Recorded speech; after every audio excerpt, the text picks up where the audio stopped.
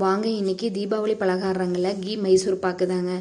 அதுவும் வாயில் வச்சா டக்குன்னு கரையிற மாதிரி ஒரு மைசூர் பாக்கு தாங்க. வாங்க எப்படி செய்கிறோம் பார்க்கலாங்களா.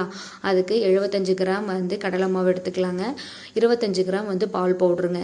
கடலை மாவை லைட்டாக வறுத்து எடுத்துக்கோங்க. அந்த பச்சை வாசம் போகிற அளவுக்கு நம்ம ஆயில் 100 ml நெய் 200 ml எடுத்துக்கணுங்க. நம்ம 100 கிராம் கடலை மாவுக்கு 300 ml ஆயிலும் நெய்யும் எடுத்துக்கலாங்க.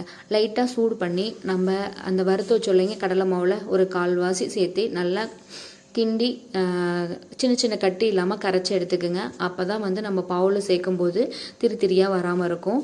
நம்ம 100 கிராம் கடலை மாவுக்கு 300 கிராம் சுகர் எடுத்துக்கலாங்க.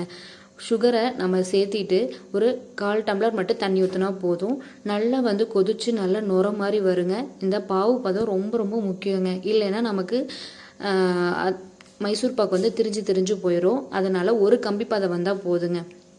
லைட்டாக அந்த ஒரு கம்பி பதம் வந்தோடனே நம்ம அந்த கரைச்சி வச்சோம் இல்லைங்க அந்த கடலை மாவு அதையும் அதிலே சேர்த்திட்டு கைவிடாமல் கிண்டி விட்டுக்கிட்டே இருங்க.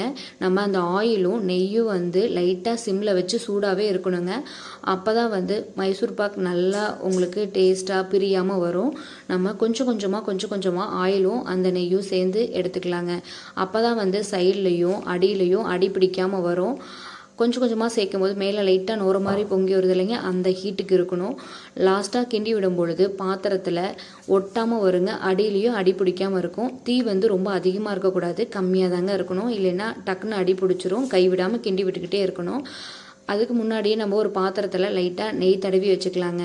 அதில் மாற்றினதுக்கப்புறமா நம்ம விருப்பத்துக்கு ஏற்ப மாதிரி நம்ம ஷேப்பில் பீஸ் போட்டுக்கலாங்க. ஒரு 2 மணி நேரமாச்சு லைட்டாக காயணுங்க. அப்போ தான் பீஸ் போடும்போது பிரியாமல் வரும். அப்படியே சாப்பிட்டு பாருங்கள், அவ்வளோ ஒரு டேஸ்ட்டாக இருக்குங்க. நீங்களும் உங்கள் வீட்டில் இந்த தீபாவளிக்கு செஞ்சு பார்த்துட்டு எப்படி இருக்குன்னு சொல்லுங்கள். உங்களுக்கு இந்த சேனல் பிடிச்சிருந்தா லைக் பண்ணுங்கள் அண்ட் சப்ஸ்கிரைப் பண்ணுங்கள்.